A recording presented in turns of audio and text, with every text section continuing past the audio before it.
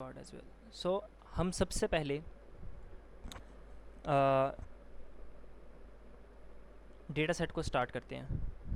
सो मैं इधर रिकॉर्डिंग में कह देता हूँ कि जो लोग भी रिकॉर्डिंग देख रहे हैं और लाइव क्लास नहीं ले रहे, वो इस वीडियो के डिस्क्रिप्शन के अंदर डेटा सेट, नोटबुक और आपका ईडीए का टास्क जो आप करोगे, अभी मैं वो असाइनमेंट आपको दूंगा भी, वो टास्क, ये सब कुछ आप डिस्क्रिप्शन में से ले सकते हो। अगर अभी जो लाइव क्लास ले रहे हैं उनको भी अगर चाहिए होगा तो अभी भी दे दूंगा मैं, बाकी वीडियो में भी बाद में आप देख सकते हो। ओके, सो हमारे पास दो डेटा सेट्स हैं अब, एक है train dot C S V and the second one is test dot C S V. मैं ट्रेन को ओपन करता हूँ तो ये क्या है। सो बेसिकली जो हमारे पास डेटा सेट है ना, ये डेटा सेट है टाइटैनिक का डेटा सेट।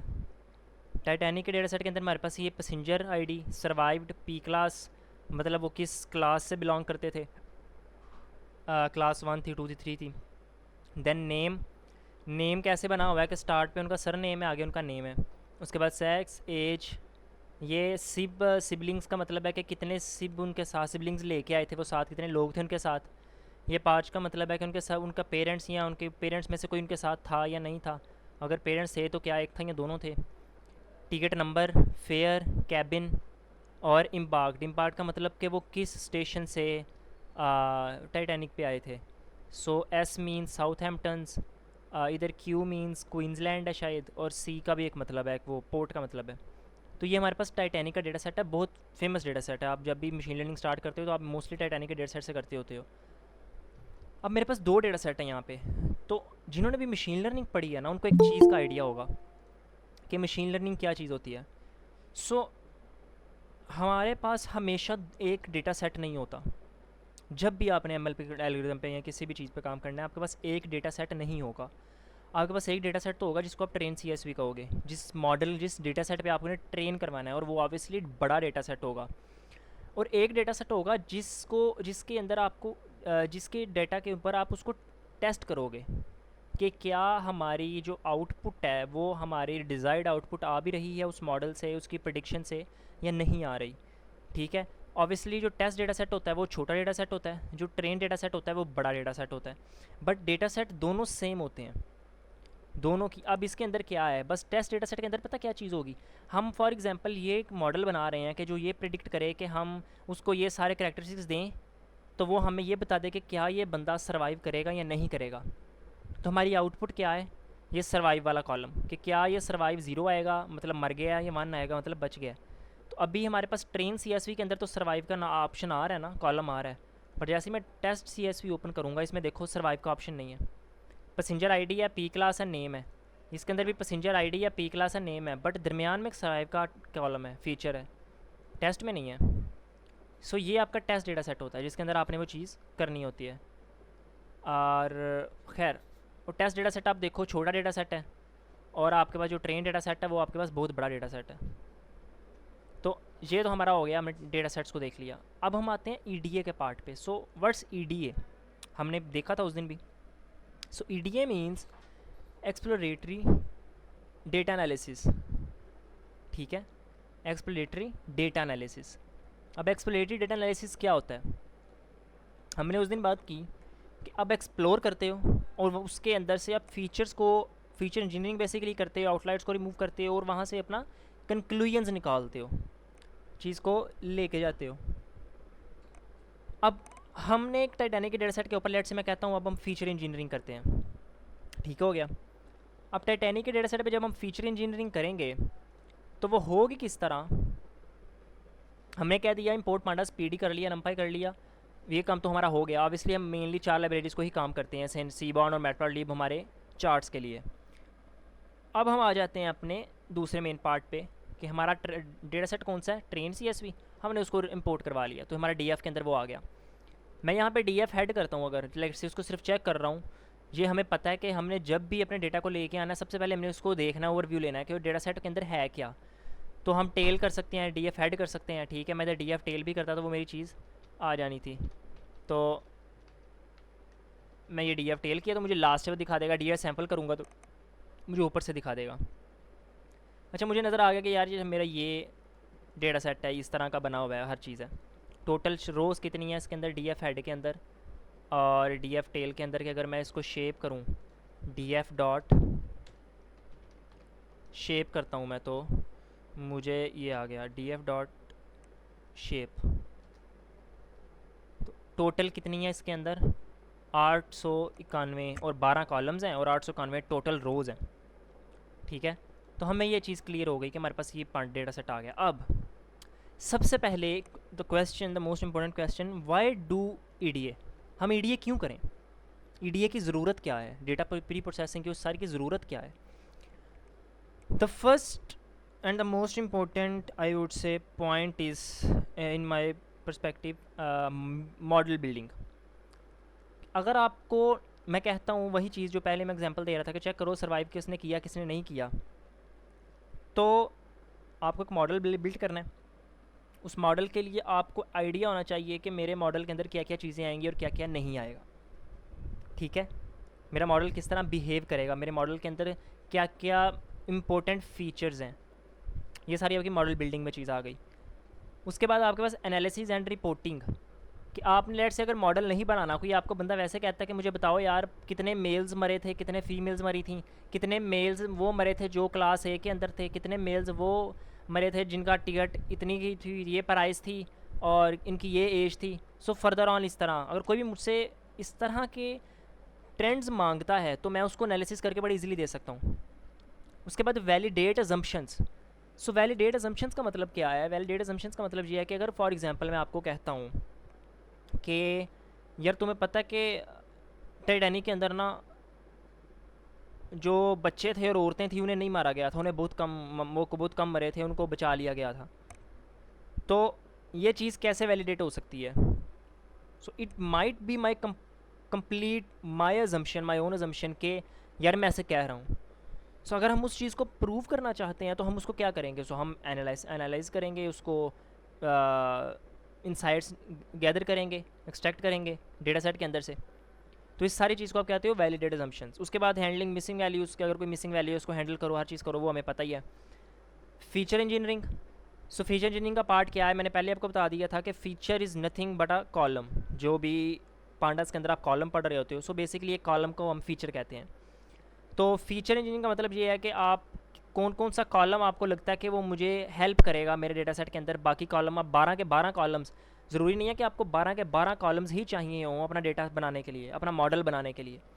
ठीक है, और फॉर एग्जांपल लेट्स से आप कोई मॉडल बिल्ड कर रहे हो जिसमें फेयर प्रिडिक्ट करना है, तो आपको तो ये चाहिए ही नहीं कि जी कौन मरा कौन ज़िंदा रहा, ठीक है, पैसेंजर आईडी क्या थी नहीं थी, इस तरह के कॉलम्स आपको चाहिए ही नहीं। आपको सिर्फ चाहिए कि अच्छा यार उसकी ये मेल के हिसाब से ये था, टिकट नंबर था, फेयर था, इस तरह की चीज़ें आपको चाहिए, या बाग था कि वो इस स्टेशन से बैठा ये हुआ। तो आपको हमेशा सारे कॉलम्स नहीं चाहिए होते। ठीक है, तो उसकी यही चीज़ है। उसके बाद ये सारा पार्ट आपका आ जाता है फीचर इंजीनियरिंग के अंदर, जिसमें आप न्यू कॉलम्स क्रिएट करते हो, कुछ कॉलम्स को ड्रॉप करते हो, रिप्लेस करते हो, इस तरह की चीज़ें करते हो। And the last one but not the least, detecting outliers. ठीक है, something which behaves different from rest of the data set, तो वो बेसिकली आपका आउटलायर होता है।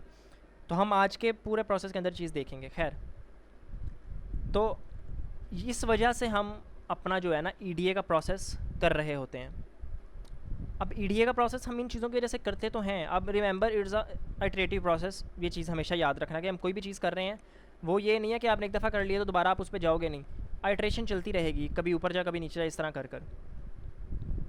सो जब भी आपके पास डेटा सेट आना है ना, किसी भी तरह के रिलेटेड डेटा सेट, सो अभी 1-1.5 घंटे की क्लास के अंदर इट्स इम्पॉसिबल कि हम पूरा किसी भी डेटा सेट के ऊपर ईडीए परफॉर्म करें और उसको मैं शो करवाऊँ, और स्पेशली हम कोड तो साथ साथ कर ही नहीं सकते, तो क्योंकि ये लंबा प्रोसेस होता है। सो इस वजह से मैंने कोड ऑलमोस्ट 90% पहले कर लिया हुआ है।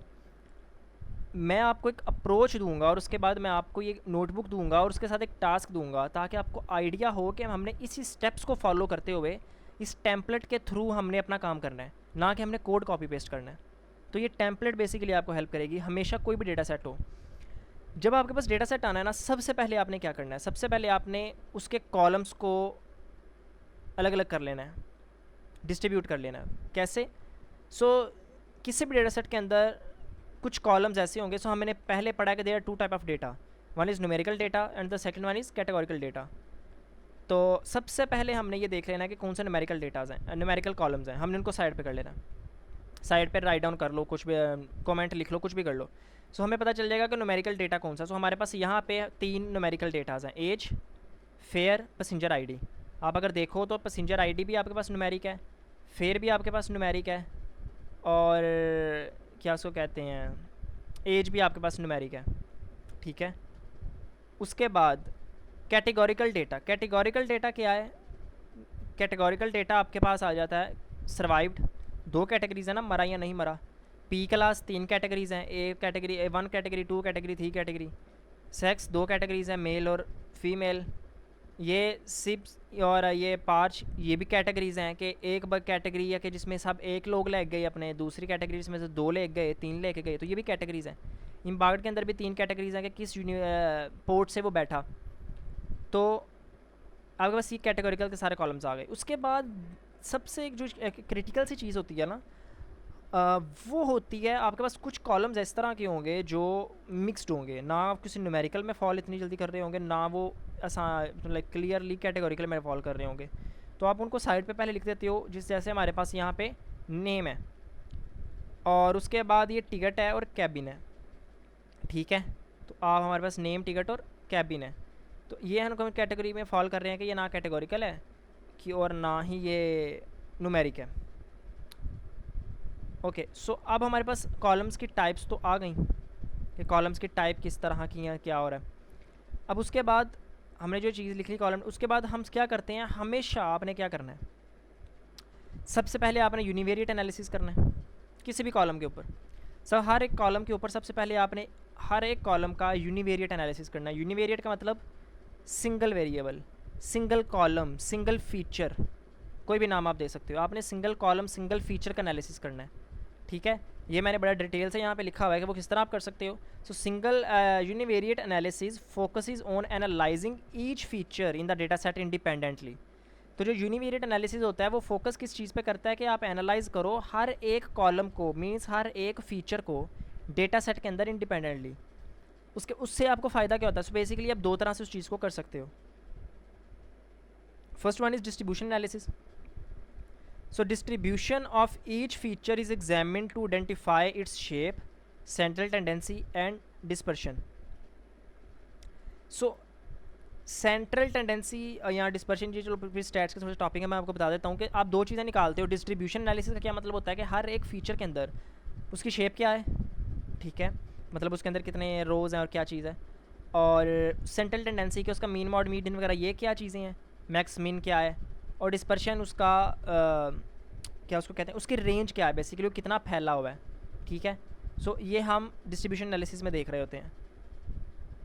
अब identifying potential issues, univariate analysis helps in identifying potential problems with data such as outliers, skewness and missing values. तो जो है ना आइडेंटिफाइंग पोटेंशियल प्रॉब्लम, तो यूनिवेरिएट एनालिसिस के अंदर जब फिर आप ये चीज़ करते हो ना, तो आपको पता चलता है कि अच्छा मेरे डेटा के अंदर या मेरे स्पेसिफिक कॉलम के अंदर मेरा आउटलायर मौजूद है, क्या उसके अंदर मिसिंग वैल्यूज़ मौजूद हैं, या उसके अंदर स्क्यूनेस मौजूद है। अच्छा, स्क्यूनेस जो अगर आप देखोगे ना तो ये होगा क्या, वो मैं आपको इधर दिखाता हूँ। So let me just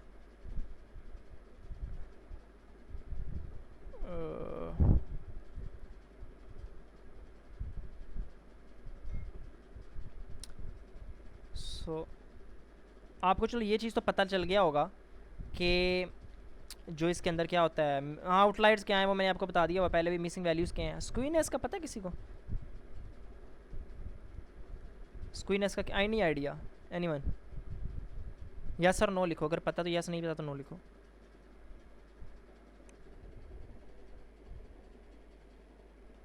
okay, सो स्क्यूनेस क्या होती है? सो आपने कभी मॉडल बिल्डिंग पे काम किया होगा, किसी चीज़ पे काम किया होगा ना, तो एक चीज़ आप याद रखोगे कि आपका डेटा सेट जो है ना वो बाइस्ड नहीं होना चाहिए। मतलब उसका किसी एक साइड पे, स्टार्टिंग साइड पे या एंडिंग साइड पे कर्व नहीं होना चाहिए। ठीक है, जैसे मैं कहता हूँ कि मेरा ये है मॉडल है और मैं इसको ऐसे ऊपर लेके जाता हूँ और ये ऐसे आ गया और ये ऐसे चल रहा है, ये देखो। सो आई कैन सी कि अगर मेरा इस तरह का एक मॉडल है या इस तरह का डेटा है, तो उसका एक साइड पे इधर से चल रहा है, ये उसका ग्राफ बनाया फॉर एग्जांपल मैंने, इधर से चल रहा है, स्टार्ट के ऊपर एक हाइप मिल लिया उसको, उसके बाद वो नीचे आया, डिप करता गया और फिर वो स्ट्रेट हो गया। दूसरा कि मैं बनाता हूँ सर उसको, स्क्रीन शायद different okay okay share okay हुई ओके है। ओके ओके ओके हाँ ओके ओके ठीक है। ओके, सब नज़र आ रहा होगा, ठीक है। तो मैंने क्या किया कि मैं कहता हूँ कि जो मेरा डेटा सेट है वो क्या करेगा कि स्टार्ट में हाइप पड़ेगा। फॉर एग्जांपल मैं कहता हूँ कि ये जॉब है, सैलरी है, तो मैंने स्टार्ट के अंदर जितनी मेरी सैलरीज थी वो सारी 2-4 लाख पे चली गई, आगे जाके वो 30-30 हज़ार पे आ गई। तो मेरा जो है डेटा है वो मेरा अनबैलेंस डेटा हो जाएगा, नॉर्मल डेटा नहीं रहेगा, अब नॉर्मल डेटा काइंड ऑफ हो जाएगा। या दूसरी आपकी एग्जांपल हो सकती है कि आप सीधा डेटा आपका चल रहा है एकदम से लास्ट पे एक हाइप में लिया है तो वो ऐसे चल गया है। यहाँ सिंपल चल रहा था वो, ठीक है, लास्ट में हल्की साइड में लिया पर वो बहुत ज़्यादा डिप खा गया और फिर ऐसे ऊपर आया, तो इधर ऐसे ही हो गया। तो आपको अपने मॉडल को बेसिकली कैसा रखना चाहिए, आपको अपना मॉडल हमेशा जो होता है वो क्लोज टू ज़ीरो रखना चाहिए स्क्यूनेस के अंदर। वो कैसे हो सकता है, वो हो सकता है ऐसे, फॉर एग्जांपल जैसे पहाड़ होता है ना आपका सिंपल ऐसे, कि वो प्रॉपर शेप के अंदर पीक कर रहा हो, प्रॉपर गिर रहा हो, ये ना हो किसी एक साइड पे बाइस्ड ना हो। क्योंकि इस तरह अगर हम मीडियन निकालते हैं इसका, तो मीडियन कहाँ से निकलेगा, मीडियन यहाँ से निकलेगा। लेट से ये सेंटर है, तो मीडियन यहाँ से निकलेगा ना। तो अगर हम यहाँ से मीडियन इसका निकालते हैं तो इधर अगर वैल्यू 20 थी और इधर जो वैल्यू आ गई 300 आ गई, तो इधर वैल्यू क्या आएगी, इधर 30 आ जाएगी। जैसे हिसाब से अगर देखें 30 या 40 आ जाएगी। तो अगर ये 40 मैं मीडियन निकाल लेता हूँ इस पॉइंट से, जो ओरिजिन पॉइंट मैंने बनाया है, तो क्या ये मेरा डेटा सेट 40 मीडियन वैल्यू ठीक वैल्यू काउंट होगी नहीं होगी इस वाले की, यस और नो?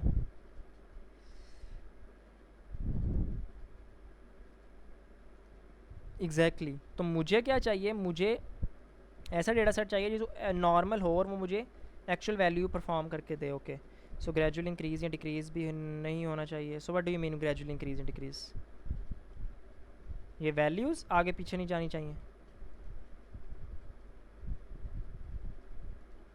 खैर, तो हम इधर वो चीज़ देखते हैं कि मैं वो चीज़ बात कर रहा था जो मैंने स्क्वीनेस की अभी बात की। स्ट्रेट लाइन जैसे नहीं, सो स्ट्रेट लाइन बेसिकली होता क्या आपका, वो आपको स्ट्रेट लाइन मीन्स ये हो गया कि आपके अगर 10,000 पे आया तो वो 1000 पे 1000 ही रह गया, तो डेटा में बाइसनेस आ जाती है।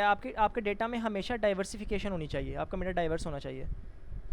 ओके, सो अब नई चीज़ हम इसमें क्या देख रहे हैं कि shape of distribution refers to overall pattern or form as it represented on graph. So some common shapes of data distribution includes normal distribution. So ये टर्म्स सब ने पढ़ी होंगी, स्टैट्स या मशीन लर्निंग वाले जो भी हैं। सो नॉर्मल डिस्ट्रीब्यूशन के अंदर आप क्या करते हो कि symmetrical bell shape distribution where the mean median and mode are equal and the majority down falls in the middle of the distribution who gradually increase frequencies towards the tails. ठीक है, कि होता क्या है कि are equally and majority of the data falls in the middle of distribution. जैसे मैंने अभी आपको वो पहाड़ बना के दिखाया, तो वो जो मिडल ऑफ डिस्ट्रीब्यूशन था उसके अंदर आपके पास most of the data fall कर रहा है, और जो ग्रेजुअली डिक्रीज़ हो रही है उसकी frequency towards tail. So gradually यहाँ पे आपका मोस्ट डेटा फॉल कर रहा है इस एरिया में, और ग्रेजुअली इसकी जो फ्रीक्वेंसी है डेटा की वो आपकी टुवर्ड्स टेल जब भी जैसे जा रही है वो इंक्रीज़ नहीं हो रही, वो डिक्रीज़ हो रही है। तो बेसिकली यहाँ पे ये चीज़ कह रहा है। ओके, उसके बाद हमारे पास नेक्स्ट चीज़ आती है स्क्विड डिस्ट्रीब्यूशन, जो हमने भी बात की कि distribution that is not symmetrical with one tail being longer than the other, और it can be either positively skewed right skewed or negatively left skewed. Right skewed मतलब कि पॉजिटिव में स्क्वी की वैल्यू हो, लेफ्ट स्क्वीड मतलब negative में स्क्वी की value हो। तो यहाँ तो अगर तो स्क्वीड डिस्ट्रीब्यूशन है तो आपके डिस्ट्रीब्यूशन वो आ सकती है। उसके अलावा आपके पास बाई मॉडल डिस्ट्रीब्यूशन आ सकती है, दैन यूनिफॉर्म डिस्ट्रीब्यूशन आ सकती है। So the shape of data distribution is important in identifying in presence of outliers, skewness and the type of statistical test data models can be used for further analysis. तो जब हम ये थोड़ा सा analysis पढ़ेंगे stats का, उसके बाद आपको ये ज़्यादा क्लियर हो जाएगा। ओके, सो डिस्पर्शन की हमने आगे बात की, ऊपर डिस्पर्शन होती है। तो डिस्पर्शन क्या चीज़ होती है? सो डिस्पर्शन को अगर हम पढ़ें तो dispersion is a statical term use to describe the spread or variability of set of data. For example range, पूरी रेंज उस डेटा सेट की क्या है, ठीक है। और हम क्या देखते हैं, हम उसके स्प्रेड देखते हैं फॉर्म सेंट्रल टेंडेंसी। तो हम उसमें डिस्कशन में सेवरल मेजर्स आते हैं जो हमने देखना होता है, वो कैसे कर range from lowest to lowest to highest numbers. Variance के अंदर हमारे पास उसका मीन वगैरह मॉड वगैरह क्या है वो चीज़ आ जाती है। स्टैंडर्ड डेविएशन के अंदर हमारे पास के रूट ऑफ द वेरिएंस आ जाता है। और इन क्वार्टाइल रेंज का मतलब है कि 25% के अंदर कितने फॉल कर रहे हैं, 75 में कितने कर रहे हैं, 50 में कितने कर रहे हैं, तो ये चीज़ आ जाती है। तो ये हम डिस्पर्शन के लिए कर रहे होते हैं सर, इससे हम मुख्तलिफ क्वार्टाइल्स में डिवाइड करके कैलकुलेशन कर सकते हैं। हाँ, वही वो ऑटोमेटिकली ये डिस्पर्शन में आपको वो कर देगा, जब भी आप वो करते हो क्वार्टाइल्स में डिफरेंट आप कर जाओगे उसको। अच्छा, steps of doing univariate analysis. So इधर हम आगे जाके कोड पे अभी इधर आ जाते हैं। फॉर एग्जांपल ये हमारा लास्ट वाला थ्योरी का पार्ट होगा। ओके, सो इसके अंदर हम करेंगे क्या कि steps of doing univariate analysis on numerical column. So descriptive stats है। तो डिस्क्रिप्टिव स्टैट्स के अंदर सबसे पहले हमारे पास क्या चीज़ आ जाती है कि हमने उसकी बेसिक समरी लिखनी होती है हर एक की, such as mean, mode, median वगैरह, ये सारी की रेंज आ गई। तो this statistical give general understanding of the distribution of the data. उसके बाद विजुअलाइजेशन। तो फिर हमने जब भी अब डेटा कर लिया ना, अब उसको हमने विजुअलाइज़ करना है कि डेटा के अंदर क्या है। तो अगर तो यूनिवेरिएट है तो हम डेटा को कैसे कर लेंगे analyze through histograms and box plots. और box plot is very helpful for detecting outliers. और आप हमेशा आउटलायर्स जो मोस्टली डिटेक्ट करते हो वो इन विजुअलाइजेशन चार्ट से डिटेक्ट करते हो। वैसे तो आपको नहीं पता चलेगा कौन सा डेटा आउटलायर है या नहीं है। तो these visualizations provide a visual representation of the distribution of data and help identify skewness and outliers. उसके बाद आइडेंटिफाई आउटलायर्स मैंने पहले बता दिया कि outliers can be defined using visualization. So it is important to determine whether the outliers are due to measurement error, data entry error or legitimate difference in the data। तो आपको data फिर outlier खुद देखना पड़ता है। स्क्वीनेस की हमने बात कर ली, हम उसको भी आगे देखते हैं। लास्ट में हम देखेंगे कि अगर आपने पूरा ईडीए कर लिया, आप बस summarise the findings of EDA. अब आप समराइज़ करो ईडीए के अंदर आपने क्या क्या फाइंडिंग्स निकालनी है, तो आप ये सारी चीज़ें करोगे। ओके, सो अब हम एक करते हैं यूनिवेरिएट एनालिसिस अपना सबसे पहले न्यूमेरिकल कॉलम्स के ऊपर। आई गेस थ्योरी आपने अच्छी पढ़ ली और आपको आइडिया हो गया कि ईडीए क्या होता है। सो न्यूमेरिकल कॉलम्स के ऊपर आपके पास कैसे आप उस चीज़ को परफॉर्म करोगे। सो हम एज, हमने कॉलम ले लिया एज वाला, आप डेटा सेट्स अगर हो सके तो साथ ओपन करके रखो। एज का कॉलम ले लिया और एज इज़ कंक्लूजन्स मैंने निकाले, मैंने ऊपर कंक्लूजन लिखा और उसके बाद अब मैं इस पर यूनिवेरिएट एनालिसिस करता हूँ। अभी अब इन कंक्लूजन को भूल जाओ, मैं बताता हूँ मैंने ये क्या किया था। आप अब यूनिवेरिएट एनालिसिस करो इस पर। मैं इसको रन करता हूँ। सो मेरे पास ये डिस्क्राइब आ गया। मैंने सबसे पहले डिस्क्राइब देखा कि मैंने ओके, सो टोटल रेंज के अंदर वैल्यूज़ जो हैं वो 714 हैं और मीन एवरेज एज 29 ईयर्स है, स्टैंडर्ड डेविएशन इसकी 14 है, मिनिमम जो एज है आपके पास वो 0.42 है और 20 मतलब मिनिमम एज आपके पास एक बच्चा भी है जो 1 साल से भी छोटा है, ठीक है। और मैक्स आपके पास एज जो है वो 80 ईयर्स तक लो आपके पास इस जहाज़ में बंदा मौजूद है। तो ये मेरे एक एवरेज मिल गया। उसके बाद मैं देखा ओके यार, मैं अब देखता हूँ कि हिस्टोग्राम में लगा के देखता हूँ कि मेरे पास कोई आउटलायर तो नहीं है एज के अंदर और क्या ये पैटर्न बन रहा है। तो मेरे पास ये पैटर्न बन रहा है। ओके, सो ये 80 की इधर बात उसने की, इधर चीज़ आ गई और ये हमारे पास 80 आ गया और इधर ये लोग आ गए, ठीक है। तो ये हमारे पास उसका आ गया। अच्छा, अब मैंने इसको क्या बोला, मुझे अब देखना है कि ये स्क्वीनेस है या नहीं है इसके अंदर, मतलब ये नॉर्मल डिस्ट्रीब्यूट हुआ है नहीं हुआ हुआ। डिस्ट्रीब्यूशन का मतलब ये होता है ना आपने इसको फैलाना, डिस्ट्रीब्यूट करना। तो नॉर्मल डिस्ट्रीब्यूशन का मतलब ये होगा कि आपने इसको इक्वली ठीक तरीके से फैलाया हो। तो हम उसको KD प्लॉट आपका बड़ा, इधर भी आप देख सकती हो, ये ऐसे आया, फिर ऐसे गया, फिर ऐसे ऊपर गया और फिर ऐसे नीचे आया। तो ये ऑलमोस्ट आप कैसे देख सकते हो कि आपका डेटा डिस्ट्रीब्यूट है नहीं है, या आप इसको रन करो KD प्लॉट, ये देखो। सो आपका डेटा इस तरह का बना हुआ है। सो ये कितना स्क्वीनेस इसके अंदर है कितना नहीं है वो आप बता सकते हो डॉट स्क्यू फंक्शन से, SQEW स्क्यू फंक्शन से। मैं जैसे इसको रन करूँगा मुझे एक वैल्यू दे देगा ये। सो वैल्यू मुझे ये दे रहा है 0.3891, तो हमेशा ये चीज़ याद रखना कि आप जितना भी ज़ीरो के करीब होगे ना, उतना आप का जो डाटा है वो नॉर्मल डिस्ट्रीब्यूट होगा। जितना आप इस 1 से ऊपर, इस 0 से ऊपर होगे, मतलब 1 2 3 4 जितना भी ऊपर होगे, डैट मीन्स कि आपके अंदर पॉजिटिव स्क्यूनेस है। और अगर आप इस नेगेटिव में होगे -1 2 3 4, तो इसका मतलब है कि नेगेटिव स्क्यूनेस है। ठीक है, बट हम तकरीबन 0 के करीब करीब हैं, तो हम कहेंगे कि हमारा ऑलमोस्ट डेटा नॉर्मली डिस्ट्रीब्यूटेड है। तो वही तो मैंने कंक्लूजन में लिखा है यहाँ पे कि एज जो हमारी कॉलम है वो नॉर्मली डिस्ट्रीब्यूटेड है ऑलमोस्ट। सही है। उसके बाद हम नेक्स्ट चलते हैं। इधर मैंने क्या कर लिया, अब बॉक्स प्लॉट। सो बॉक्स प्लॉट मीन्स मैं देखना चाहता हूँ कि मेरे पास आउटलायर्स हैं या नहीं है। तो लेट मी रन दिस। सो ये मेरे पास आ गया। ओके, सो जिसमें बॉक्स प्लॉट पड़ा है, सीबॉन्ड में पड़ा होगा, तो एक चीज़ आप याद रखना, बॉक्स प्लॉट की आप वो भी पढ़ सकते हो, पिक्चर भी आप देख सकते हो गूगल के ऊपर। बॉक्स प्लॉट में जाओगे तो इधर बेसिकली आपका मीन मेलियड मूड होता है, ये चीज़ होती हैं। इधर मैक्स होता है, मिन होता है। तो ये आपका बॉक्स प्लॉट इन चीज़ों को रिप्रेजेंट कर रहा होता है। बट ये मैक्स के ऊपर ये वाले जो छोटे छोटे ये सर्कल्स बने हुए हैं ना, इट रिप्रेजेंट्स एन आउटलायर। तो जो आपका आउटलायर होगा वो आपको बताएगा कि ओके, सो हमें पता चल रहा है कि हमारे इसके अंदर आउटलायर्स मौजूद हैं हमारे इस कॉलम के अंदर। ओके, सो इस कॉलम के अंदर अगर आउटलायर्स मौजूद हैं तो हम उसको कैसे देख सकते हैं कि आउटलायर्स मौजूद हैं। तो अगर मैं इसको लेट से देखना चाहूँ कि 65 ईयर से बड़ा कितने लोग हैं मेरे पास, तो 65 ईयर से बड़े मेरे पास ये लोग आ गए। ओके, 71 80 70 70 74, सो 65 से बड़े मेरे पास ये लोग आ गए।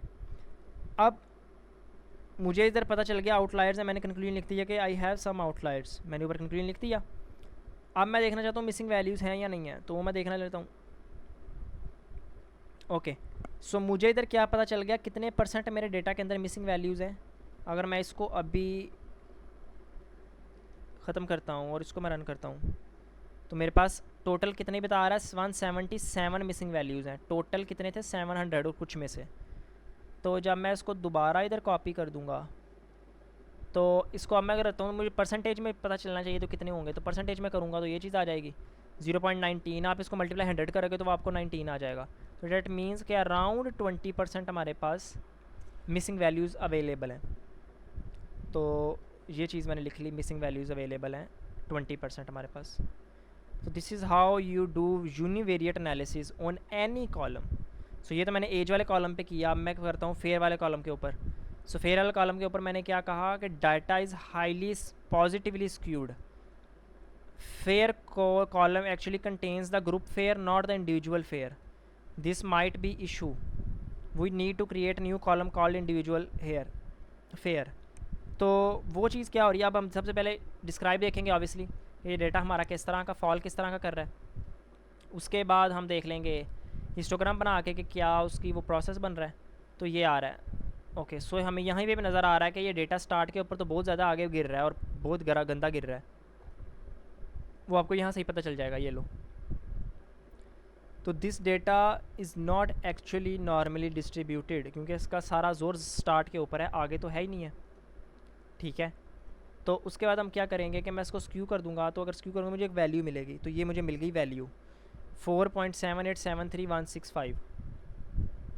ठीक है, तो मुझे जो वैल्यू मिल गई मेरे पास वो ये आ गई। तो इट मीन्स के 4 पॉइंट समथिंग आ रहा है, इट मीन्स कि ये हाईली पॉजिटिव स्क्यूड है। ठीक है, तो हमें इसको ख़त्म करना होगा। हम कैसे करेंगे वो हम बाद में देखते हैं। उसके बाद मुझे आउटलायर्स ढूंढने हैं, तो मैं बॉक्स प्लॉट आउटलायर के ऊपर करता हूँ। तो मेरे पास ये बॉक्स प्लॉट रन होके आ गया है। तो इसके अंदर एक मैं चीज़ बता रहा है कि यार इसमें बहुत ज़्यादा आउटलायर्स हैं, और एक ऐसा आउटलायर है जो सबसे अलग गया हुआ है, ये 512 पे। ठीक है, उसके बाद मैं फेयर में देखूंगा तो मुझे 250 से ऊपर फेयर सारे मिलेंगे। ये आ गया 250 से ऊपर वाला। क्या फेयर था इसका, 263 263 512। अच्छा, एक चीज़ आप नोट करना है यहाँ पे, आपने कॉमन सेंस यूज़ करनी होती है। अगर मैं 263 वाला देखूँ, और ये किसने ख़रीदा, फेयर इनका 263 है दोनों का। सीट नंबर देखो, कैबिन नंबर देखो, कैबिन नंबर भी दोनों का सेम है, C23 C23 C25 C25 C27 C27। एक ही स्टेशन से चढ़े हैं। सिबलिंग भी 2 3 3 है, पेरेंट्स भी 2 2 हैं। सब कुछ सेम है, इवन के सर नेम भी सेम है, और टिकट जो है नेम, टिकट नेम वो भी सेम है। तो इसका मतलब ये हुआ कि ये दोनों इकट्ठा सफ़र कर रहे हैं, ठीक है, इकट्ठे सफ़र कर रहे हैं। तो इसका मतलब ये हुआ कि जो हमारा ये 263 है, डैट मीन्स कि जो हमारा ये डेटा सेट है ना, इसके अंदर जहाँ पे भी फेयर लिखा हुआ है ना, वो अकेले पर्सन का फेयर नहीं है, वो उसके साथ पूरे ग्रुप का फेयर है जो उसके साथ वहाँ पे आया था। तो हमें इसको अकेले अकेले पर्सन में डिस्ट्रीब्यूट करना है। तो अब हमारे पास अगर 10,000 लोग हैं तो हम ऑब्वियसली कैलकुलेटर से डिस्ट्रीब्यूट तो करेंगे नहीं। तो हम उसको किस तरह करेंगे, हम उसको करेंगे थ्रू डेटा एनालिसिस। तो हमें ये भी पता चल गया इसके अंदर आउटलायर्स भी हैं, हमें ये भी पता चल गया इसके अंदर हमने न्यू डाटा क्रिएट करना है, सब कुछ करना है। तो मैंने वही तो स्टेट यहाँ पे कंक्लूजन्स लिखे हैं। तो फेयर का कॉलम में हमारे पास यूनिवेरिएट एनालिसिस हो गया इसके ऊपर भी। अगर इसको मैं सम कर दूँ तो मुझे टोटल बता देगा कितने इसके अंदर मिसिंग वैल्यूज, तो मिसिंग वैल्यूज़ के अंदर कोई नहीं है, ठीक है। तो मुझे मिसिंग वैल्यू वाला पार्ट इस पर अप्लाई नहीं करना। Okay, so steps of univariate analysis on categorical columns.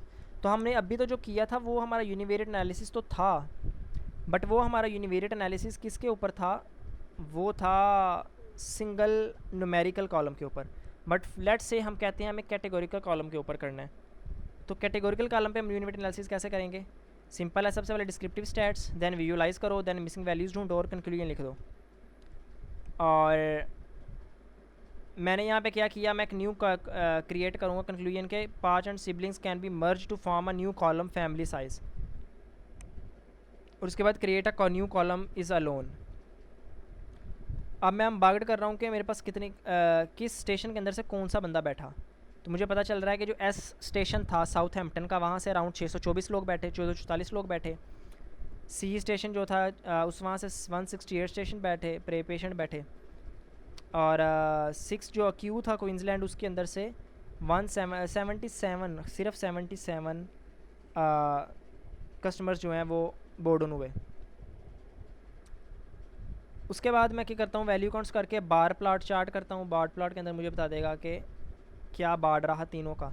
मैं पाई प्लॉट चार्ट करना चाहता हूँ बट विद देयर परसेंटेज। तो मैं अगर ये करूँगा तो मुझे वो परसेंटेज भी बता देगा। ये लो परसेंटेज ये आ गई कि 72% आपका एस क्लास ने घेरा हुआ है, 8.7% आपका क्यू ने किया हुआ है, 18.9% आपका क्या उसको कहते हैं क्यू था, और क्यू ने किया हुआ है, नहीं इसने किया हुआ है, सी ने किया हुआ है। तो आपका ये इस तरह चल जाएगा।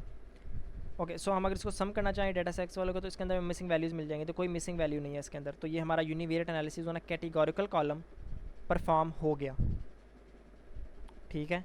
इस तरह हम कैटेगोरिकल कॉलम पे करते हैं, इस तरह हम न्यूमेरिकल कॉलम पे करते हैं। तो ये चीज़ आपके पास सबसे पहले आनी, तो आपने अपने डेटा सेट्स के अंदर से कैटेगोरिकल न्यूमेरिकल कॉलम्स निकालने हैं।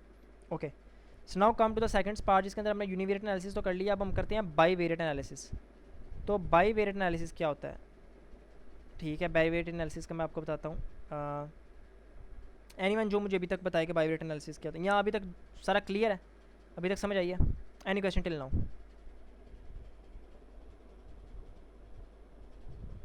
एनीवन?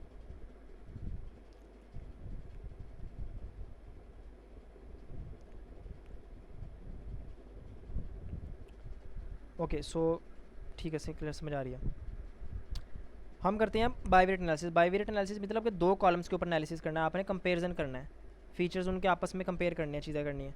तो बाईवेरिएट एनालिसिस के अंदर ऑब्वियसली आपके पास सबसे पहले होगा सिलेक्ट टू कॉलम्स, दो कॉलम्स आप सेलेक्ट करोगे। उसके बाद आप करोगे कि रिलेशनशिप उनके दरमियान क्या है, क्या वो दोनों न्यूमेरिकल टू न्यूमेरिकल कॉलम्स हैं, या क्या वो कैटेगोरिकल टू न्यूमेरिकल या न्यूमेरिकल टू कैटेगोरिकल कॉलम्स हैं, ठीक है, या वो कैटेगोरिकल टू कैटेगोरिकल कॉलम्स हैं। तो आपको ये सबसे पहले उनका टाइप निकालनी होगी।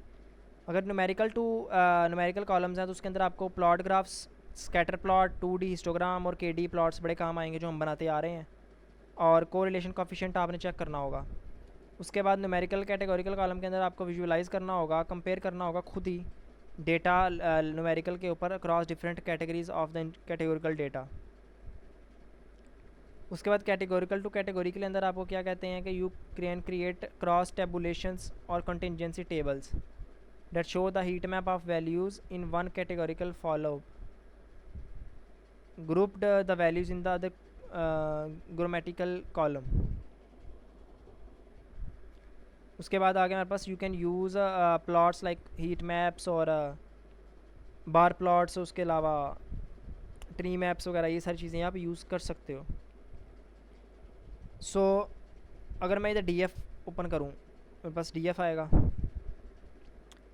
अच्छा, अब मैं क्या करता हूँ, मैं डी एफ को लेता हूँ, मैं क्या कहता हूँ कि क्रॉस टैबुलेशन चला दो, क्रॉस टैब का एक फंक्शन चला दो, किसके ऊपर, सर्वाइव्ड वाले फंक्शन के ऊपर और पी क्लास वाले फंक्शन के ऊपर, और नॉर्मलाइज रखना है इसको कॉलम, ठीक है, कि ये सिंपल नॉर्मलाइज रहे वहाँ को और कुछ ना करे।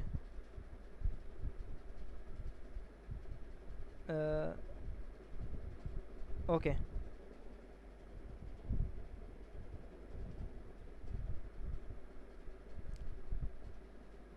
सो मैं भी इसको रन किया, इसने मुझे खुद बता दिया। इसको मैं हीट मैप अगर रन करता हूँ तो हीट मैप मैं करूँगा ना रन, मेरे पास ये हीट मैप आ जाएगा। हीट मैप क्या मुझे बोल रहा है कि यार जो सर्वाइव किए थे ना लोग, अगर तो उनकी उम्र, वो क्लास 3 में थे और उनकी उम्र 50 से अबव थी, तो वो पक्का मरे ही मरे, क्योंकि ये देखो इस पार्ट के अंदर ज़ीरो आ रहा है। सो साले ज़ीरो वाले पार्ट हैं जिसके अंदर आप मरे ही मरे, तो वो ज़ीरो से ऊपर था तो पक्का मरा ही मरा, अगर ज़ीरो से नीचे था तो वो बच गया। ठीक है, तो आप इस तरह के कितने एनालिसिस का काम इससे कर सकते हो। सेकंड क्रॉस टैबुलेशन मैंने इस पर परफॉर्म की, सर्वाइव्ड और सेक्स के ऊपर नॉर्मलाइज फॉर्म, और उसने सिंपल करके आपको बता दिया कि सर्वाइव्ड, सेक्स, फीमेल, मेल, कितने परसेंट फीमेल फोत हुए थे जी, कितने परसेंट नहीं हुए थे, ये सारी चीज़ें हमें मॉडल ने बता दी। सेम चीज़ अगर मैं इसको आगे करूँगा तो मैं अब सिर्फ डिफरेंट कॉलम्स को लेके आ रहा हूँ, बाकी मेरा काम सेम है, तो ये आप देख सकते हो। ठीक है, और खैर उसके अलावा सर्वाइव्ड, अब हम दो कॉलम्स को आपस में कंपेयर करवाते हैं। तो मैंने दोनों कॉलम को लेके आया, इसको मैंने लेबल दे दिया सर्वाइव्ड का, इसको मैंने लेबल दे दिया नॉट सर्वाइव्ड का, दोनों सुपरवाइज्ड के हैं, उसके सर्वाइव्ड के हैं। आप pl.show जब मैंने किया तो मेरे पास ये आ जाएगा। ठीक है, तो इधर हमें नज़र आ रहा है कि कहाँ पे कौन सा डोमिनेट कर रहा है कॉलम, तो हमें ये चीज़ क्लियर हो जाएगी। उसके बाद डी एफ पी क्लास के अंदर मैं देख रहा हूँ कि अगर तो वो 1 है तो उसकी एज जो है वो इक्वल होनी चाहिए उसके आगे, तो ये इक्वलाइज है, ये लो। मैं सिर्फ ये कह रहा हूँ कि उनकी एज को निकाल के एवरेज करो जो ज़िंदा हैं, सो इस वजह से मैंने उनको कर दिया इक्वल टू 1। ठीक है, उसके बाद मैं वैल्यू काउंट सिबलिंग्स का देखूंगा, तो सिबलिंग्स कितने आए हैं, वैल्यू काउंट मेरे पास ये आ जाएगा। ठीक है, उसके बाद मैं टिकट देखूंगा तो CA2343 ये आ जाएगी, मेरे पास टिकट आ जाएगी, ये मेरे पास पूरी टिकट आ गई है। और उसके अलावा इसमें आ जाएगा, हाँ, सो इसमें आ जाएगा नेम, और द सेकंड चीज़ जो इसके अंदर आ जाएगी वो होगा आपके पास सेज। अब सेज क्या है, अब एक चीज़ इधर देखो ज़रा। सो अगर मैं ये 8 वाला देखूँ, 8 वाला, तो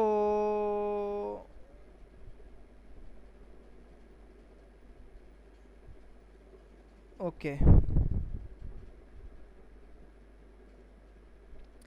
सो इधर एक चीज़ देखो आप कि ये कह रहा है कि सारे लोग इकट्ठे थे इसके साथ।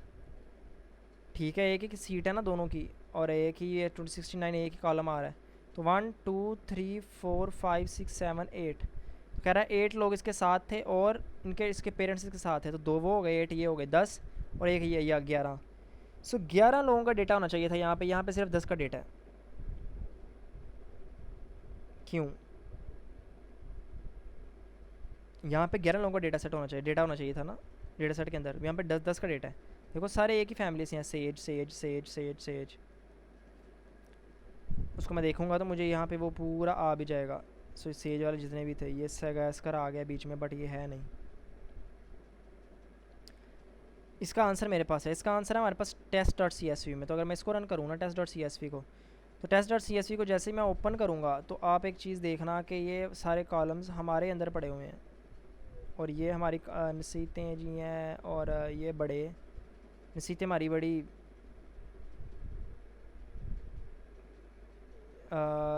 test.csv। अच्छा,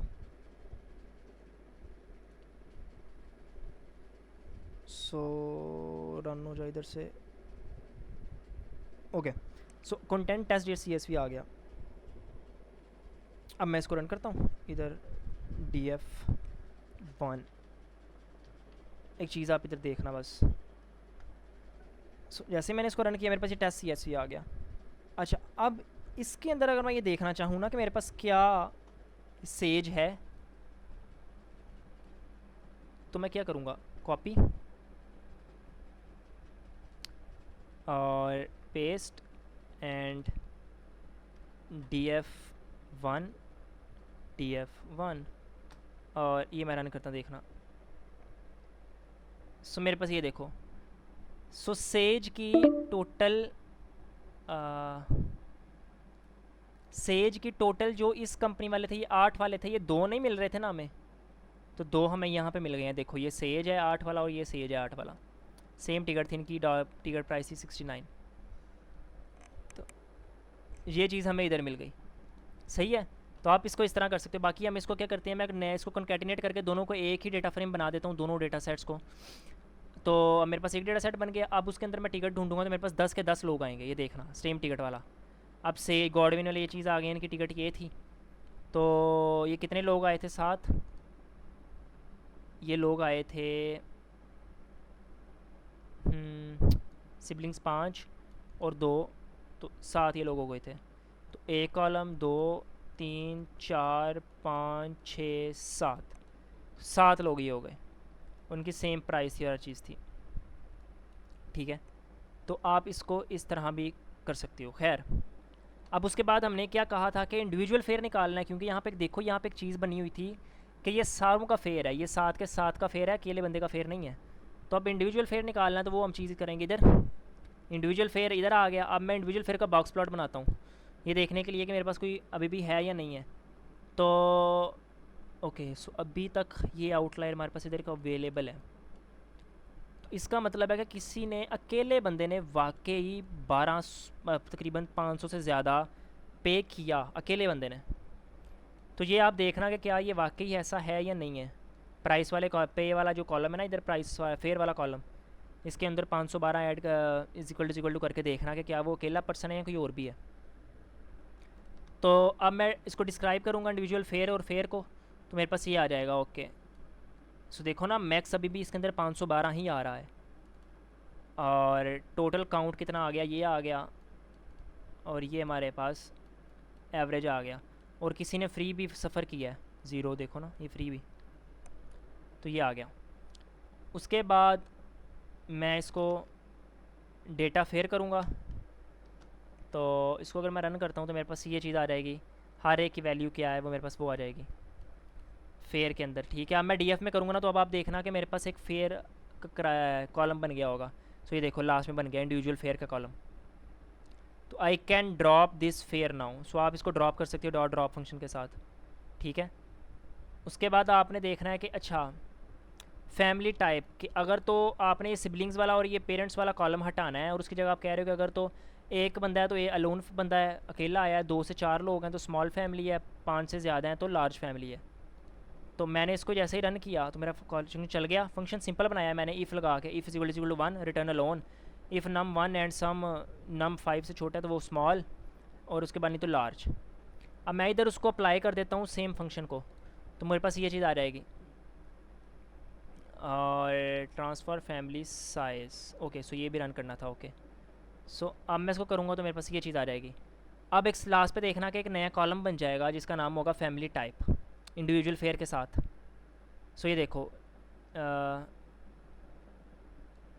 इंडिविजुअल फेयर तो है ये, बट फैमिली साइज़ और फैमिली टाइप एक कॉलम बन चुके हैं। ठीक है, फैमिली साइज़ के साथ और फैमिली टाइप की चीज़ आ गई है। तो फैमिली टाइप के अंदर क्या लिखा हुआ है, स्मॉल, अलोन और मीडियम। इधर अगर मैं इसको करूँ DF डॉट सैम्पल करूँ तो मेरे पास ये चीज़ आ जाएगी। ठीक है, तो ये अलोन आ जाएगा, सैम्पल के अंदर 1 आ रहा है, मैं इसको 5 कर देता हूँ तो मेरे पास 5 आ जाएंगे, कोई सैम्पल आ जाएगा। ओके, सो ये देखो स्मॉल, अलोन, सो अभी बिग नहीं कोई आ रहा। खैर, सैम्पल के अंदर आप उसको देख सकते हो। खैर, अब मैं क्या बात करता हूँ ये लास्ट हमारा बेसिकली। अब मैं करता हूँ कि जो सर्वाइव्ड है और टाइप है, इन सब को देखो और इसको मल्टीप्लाई करो कि हमारे पास कितने लोग सर्वाइव किए फैमिली टाइप के अंदर से, किस टाइप के कितने लोग सर्वाइव किए। तो उसने बताया है कि जो अलोन लोग थे वो 96% मरे हैं और 30% वो ओके सो जो 69% तकरीबन थे वो सर्वाइव नहीं उन्होंने किया, ठीक है। और जो बाकी 30% थे वो सर्वाइव कर गए हैं अलोन में जो थे। और जो लार्ज में थे, लार्ज वाले 83% सर्वाइव नहीं किया उन्होंने, 16% सिर्फ सर्वाइव किया। तो हमें ये इंसाइट्स बेसिकली मिल रहे हैं। बट जो स्मॉल फैमिलीज़ थी उनके अंदर मोस्टली मेरे नज़र आता है कि 56% सर्वाइव किया उन्होंने। तो ये ज़्यादा इन्होंने सर्वाइव क्यों किया, इसका पॉसिबली ये रीज़न हो सकता है कि यहाँ वो फीमेल्स होंगी या वो रिच लोग होंगे, ठीक है। तो हमें ये चीज़ें इससे समझ आती हैं। खैर उसके अलावा अब हम सर नेम देख सकते हैं कि किसका सर नेम क्या है, तो हम उसके सर नेम निकाल सकते हैं सारे। तो अगर मैं डीएफ में देखूँगा तो मेरे पास इधर सर नेम सारे आ जाएंगे, तो ये चीज़ आ जाएगी इधर। और इस सर नेम लास्ट में देखना, सर नेम का कॉलम ऐड हो गया होगा, किसका क्या सर नेम है। तो ये देखो हर एक का सर नेम ऐड हो गया, बर्नॉन्ड है, कर्निंग्स है, एलन है, स्पेक्टर है, तो ये सर नेम ऐड हो गया, ठीक है। अब मैं सर नेम्स को इसको रिप्लेस भी कर सकता हूँ, टाइटल वगैरह, ये नया कॉलम मेरा ऐड हो जाएगा टाइटल के नाम से। और जब मैं इसको टाइम डेफ में जाऊँगा और मैं क्या कर रहा हूँ कि जहाँ पे भी टाइटल के अंदर मिस्टर, मिस, मिसेस, मास्टर इस तरह का कोई भी आ रहा है, आप उसको चेंज कर दो। तो जब मैं इसको इधर से रन करूँगा और ये मैंने नीचे सारा लिखा हुआ है किस किस को रिप्लेस करना है, कि अदर कहीं पे डॉक्टर आ रहा है, ये कैप्टन आ रहा है, या ये जो है इसका रेव आ रहा है, तो उसको आप कन्वर्ट कर दो किसके साथ, अदर के साथ। तो जैसा ही मैं इसको इधर रन करूँगा तो ये मुझे बता देगा कि अच्छा इतने % जो थे वो सर्वाइव किए थे जिनका टाइटल ये था और ये था और ये था। हर एक टाइटल के अकॉर्डिंग कितने % सर्वाइव किए आप वो भी देख सकते हो। मिस्टर का जिनका वो सर नेम था, टाइटल था, उनके साथ वो 84% मरे ही हैं, ठीक है। और मास्टर साहब वो 42%। बट एक चीज़ आप देखोगे कि जो फीमेल्स थी वो मोस्टली अराउंड 70% वो सर्वाइव की हैं इस डेटा सेट के अकॉर्डिंग। उसके अलावा बाकी मैं फिर अब ये करवाऊँगा, रिप्लेस करवा रहा हूँ इन सबको कि जो जिसका भी ये नाम है, छोटे छोटे नाम है, तो उनको कन्वर्ट करके किसके साथ कर दो, अदर के साथ कर दो। तो अदर के अंदर जब वो चीज़ करेंगे तो वो कैसे होगी, वो इधर डेफ केबिन मैं चीज़ कर रहा हूँ, मुझे वो चीज़ इधर बता देंगे। और ये आपका डेफ केबिन और डेक वाला पार्ट जो है ये भी आपके एनालिसिस का लास्ट में आ जाता है कि कितने % कैबिन के साथ क्या कितने लोग थे और क्या था। देखो ना कैबिन्स के नाम और कितनी उनकी लोग थे और क्या उसके चीज़ थे, उसके साथ जो आए थे क्वांटिटी उसकी सारी आ गई। तो अब ये एनालिसिस बेसिकली सारा कर सकते हो। और लास्ट में आप उसका हीट मैप भी ड्रॉ कर सकते हो, ठीक है। तो ये मैं उसको देखो लास्ट में मेरा ये आ गया। अभी ये हीट मैप नहीं है, ये तो बार चार्ट है। और अगर मैं हीट मैप लगाऊंगा तो हीट मैप मुझे इस तरह का बता देगा कि ये चीज़ हो रही है कि किस सर्वाइव के साथ, ये उसने बता दिया सर्वाइव्ड पैसेंजर आईडी पूरा मुझे उसने बता दिया ये हर एक के साथ। तो ये आपके लिए बड़ा बेटर हो जाएगा। और पेयर प्लॉट अगर आपने बनाना है जो सी बॉन्ड के अंदर आपने किया होगा, तो पेयर प्लॉट आपका इधर से थोड़ा सा टाइम लगेगा शायद कि ये उसने करना होता है आगे। और इतना उसको, हाँ ये सारे आ गए, पेयर प्लॉट आपके पास आ गए। पेयर प्लॉट इसके साथ सिर्फ 2 में आपके पास आ गए हैं, इधर ये सारे देख सकते हो। तो इससे थोड़ा सा इसने टाइम लिया, हर एक अकॉर्डिंग उसने बता दिया हमें। पैसेंजर आईडी, पी क्लास के ये सारे हैं आगे, एच के ये आ गए, तो आप इसको मोस्टली एनालाइज कर सकते हो। तो बाकी हमारे पास फिर DF1 अगर हम देखेंगे तो हमारे पास वो DF1 का पूरा डेटा सेट अब ये आ चुका है, ठीक है। किसकी क्या टिकट थी, फेयर, कैबिन, हर चीज़ हमारे पास ये आ चुकी है। आप इस तरह किसी भी डेटा सेट को, किसी भी कॉलम को एनालाइज करते हो। इसके अंदर कुछ चीज़ें रह जाती हैं, ऑब्वियसली मल्टी वेरिएट एनालिसिस आपने करना होता है, वो चीज़ें करनी होती हैं। तो वो जो डेटा सेट सारा होता है आपके पास, वो चीज़ें आप किस तरह करते हो वो डिपेंड करता है आपकी अप्रोच पे जो आप यूज़ कर रहे हो अपने डेटा सेट के लिए। तो इसके अंदर क्लियर हो गया सबको। बाकी इसके साथ में आपको उसको क्या कहते हैं, ये नोटबुक शेयर हो जाएगी, और नोटबुक के साथ आपको एक मैं डेटा सेट दूंगा, उस डेटा सेट के ऊपर आपने सिंपल इसी अप्रोच के साथ, इसी सीक्वेंस के साथ, बस आप ऑब्वियसली कोड डिफरेंट होगा, उसकी कैलकुलेशंस डिफरेंट होंगी, उसके इनसाइट्स डिफरेंट होंगे, बट अप्रोच यही होगी, टेम्पलेट आपने यही फॉलो करना है और उसके अंदर आपके पास आते जाएंगे फीचर्स, आते जाएंगे, इनसाइट्स आती जाएंगी, ठीक है। और उससे आपको पता चल जाएगा कि ईडीए आपने कैसे परफॉर्म करना होता है। जब आपको ईडीए और डेटा प्रोसेसिंग, पी प्रोसेसिंग जितनी भी है उसके ऊपर कमांड हो जाती है, तो देन नेक्स्ट पार्ट जो आपका एसक्यूएल का या डेटा उसका मशीन लर्निंग का, तो वो ज़्यादा मुश्किल नहीं है, क्योंकि आपने चीज़ें सारी उसको यहीं से लेके आना होता है, ठीक है। तो अभी तक अगर किसी को क्वेश्चन है तो